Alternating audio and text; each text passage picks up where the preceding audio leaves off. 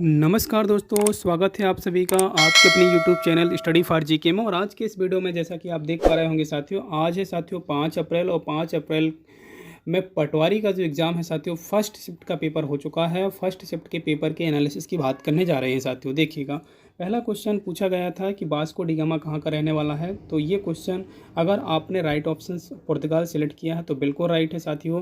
पुर्तगाल का रहने वाला था। वास्को डी गामा ने भारत की खोज की थी साथियों। क्लियर है। चलिए देखिएगा, यहाँ पर पूछा गया है कि हवा महल कहाँ पर स्थित है साथियों। तो हवा महल की अगर वहीं हम बात करें तो हवा महल जो है साथियों यहाँ पर जयपुर में स्थित है। कहाँ पर है साथियों? जयपुर, जिसे पिंक सिटी के रूप में भी आप जानते होंगे। और देखिएगा साथियों, लौह पुरुष से प्रश्न पूछा था। लौह पुरुष आप सभी जानते हैं कि सरदार वल्लभ भाई पटेल जी को लौह पुरुष कहा जाता है साथियों। लौह पुरुष किसे कहा जाता है? सरदार वल्लभ भाई पटेल। और याद रखिएगा, अगर नेक्स्ट किसी भी शिफ्ट में आपका पेपर है तो ध्यान दीजिएगा थोड़ा सा कि सरदार वल्लभ भाई पटेल से और भी प्रश्न पूछे जा सकते हैं। कि देखिएगा, इनकी जो प्रतिमा है, इनकी हाइट जो है, इनकी प्रतिमा की जो हाइट है, पूरे देश के जो किसानों से चंदा लेकर प्रतिमा बनाई गई है 182 मीटर की। वो कहाँ पर है? गुजरात के बड़ौदा यानी नर्मदा नदी के तट पर स्थित है साथियों। ध्यान दीजिएगा, है ना।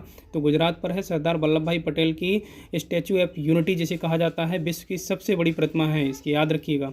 और वहीं अगर हम बात करें तो याद रखिएगा, यहाँ पर क्वेश्चन पूछा गया है कि दतिया में कौन सा पीठ है। तो आप याद रखिएगा, दतिया में पीताम्बरा माता का मंदिर भी है। और पीताम्बरा पीठ कहाँ पर है? आपका दतिया में साथियों। क्लियर है।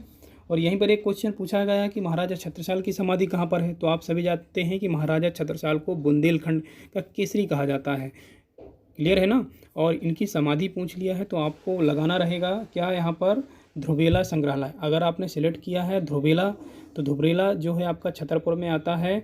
और ये कहाँ पर है? आपका ध्रुवेला संग्रहालय के नाम से भी वर्तमान में फेमस है। आपको याद रखना, जहाँ पर इनकी समाधि है साथियों। अगर आपने ध्रुवेला सेलेक्ट किया तो बिल्कुल राइट लगाया आपने। चलिए नेक्स्ट देखिएगा, यहाँ पर देखें, अगर बात की जा रही सिख धर्म का संस्थापक किसे माना जाता है। तो आप याद रखिएगा, सिख धर्म के जो संस्थापक, बहुत ही आसान प्रश्न था साथियों, ये गुरु नानक देव को कहा जाता है। सिख धर्म का संस्थापक किसे कहा जाता है? गुरु नानक देव को। क्लियर है। देखिएगा, इसके अलावा हम बात कर लेते हैं, प्रश्न पूछा था कि सिखों का प्रथम प्रमुख जो त्यौहार होता है वो कौन सा त्यौहार होता है। तो सिख जो होते हैं, सिख धर्म की अगर हम बात करें तो एक बैसाखी जो त्यौहार होता है सिखों का एक प्रमुख रूप से त्यौहार होता है। वहीं देखिएगा, अगर हम बात करें, एक क्वेश्चन पूछा था एमपीजीके से रिगार्डिंग। यहाँ पर पूछा था कि बालाघाट शहर किस नदी के तट पर बसा हुआ है। तो बालाघाट जो शहर है साथियों, बैनगंगा नदी के तट पर बसा हुआ है। हमने नदियों से संबंधित एक विशेष वीडियो डाला है साथियों, एमसीक्यू लगवाया, एक बार वापस प्ले लिस्ट में चेक कर लीजिएगा। देखिए कि बैनगंगा की अगर बात करूँ, बैनगंगा और वर्धा के मिलन को प्राणहिता बोलते हैं। कई बार आपसे पूछा गया एग्जाम में। अब अगर अगली शिफ्ट में कभी भी एग्जाम है तो आप ध्यान दीजिएगा थोड़ा सा, प्राणहिता किन नदियों के संगम को बोलते हैं? बैनगंगा और आपका वर्धा। क्लियर है। चलिए नेक्स्ट देखिएगा, यहाँ पर बात की जा रही है क्वेश्चन नंबर 9 की, मध्य प्रदेश का प्रथम मुख्यमंत्री। बहुत ही आसान प्रश्न पूछ लिया था आपसे। इन प्रश्नों को बोलते हैं साथियों लड्डू प्रश्न, है ना। बिल्कुल लड्डू प्रश्न पूछा था आपसे। देखिएगा, मध्य प्रदेश का प्रथम मुख्यमंत्री कौन थे। तो प्रथम जो मुख्यमंत्री थे आपके रविशंकर शुक्ल थे, आपको याद रखना है ना। चलिएगा देखिएगा, यहाँ पर देखिएगा 2011 की जनगणना के अनुसार मध्य प्रदेश की साक्षरता दर कितनी है। तो देखिएगा, 2011 की जनगणना से प्रश्न पूछे जा रहे हैं साथियों, एक बार वापस रिकवर कीजिएगा उसको। देखिएगा, अगर जनगणना की, अगर 2011 की जनगणना की बात करें तो इसका राइट ऑप्शन 69 लगाएंगे आप, 69 है ना। वहीं अगर आप देखिएगा भारत की जनगणना की अगर हम बात करें, भारत में अगर लिटरेसी रेट की बात करें तो भारत का कितना है? आपका 73% हो जाएगा। और मध्य प्रदेश का आपको फिक्स आपको याद रखना है 69%। क्लियर है। चलिएगा नेक्स्ट देखिएगा, यहाँ पर बात कर रहे हैं कि रतौंधी रोग पूछा है। बहुत ही आसान प्रश्न है। रतौंधी रोग किस विटामिन की कमी से होता है। तो रतौंधी जो रोग होता है वो साथियों विटामिन ए की कमी के कारण होता है। विटामिन ए किस में पाया जाता है? फल सब्जियों में पाया जाता है। अगर हम बात करें जैसे कि आपका पपीता होगा, पपाया होगा, है ना, इस टाइप के जो फल हैं आपके, विटामिन ए पाया जाता है। क्लियर है। चलिए देखिएगा, यहाँ पर ये क्वेश्चन और पूछा गया था कि खाने वाले सोडे का रासायनिक नाम क्या है।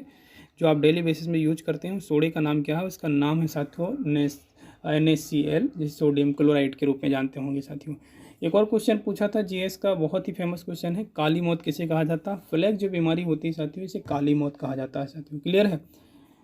देखिएगा, एक और आसान सा प्रश्न पूछा था कि बताइए कि अर्थशास्त्र पुस्तक की रचयिता कौन है साथियों। बताइए अर्थशास्त्र पुस्तक के रचयिता कौन है। तो आपने सही आंसर अगर आपने चाणक्य लगाया तो बिल्कुल आप 100% राइट है इसका आंसर।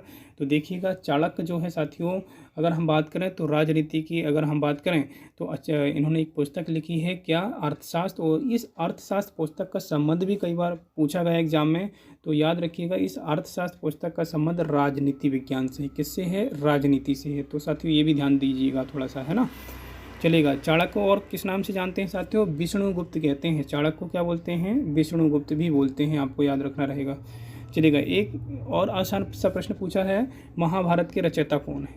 तो महाभारत के रचयिता कौन है साथियों, महर्षि वेदव्यास हैं, आप सभी जानते होंगे साथियों।